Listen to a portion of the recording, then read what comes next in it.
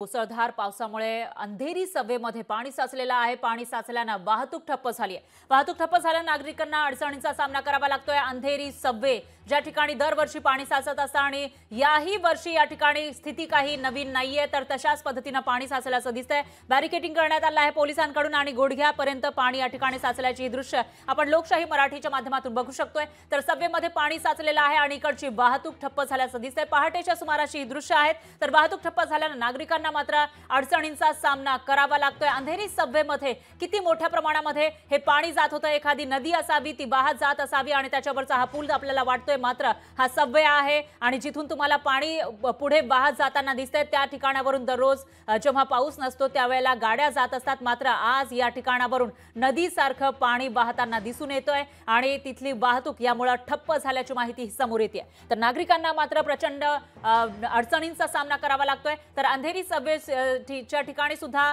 कामं हाती घेण्यात आली होती प्रशासनाकडून, मात्र त्या कामांचं नेमकं काय झालं असा सवाल आता उपस्थित होतोय।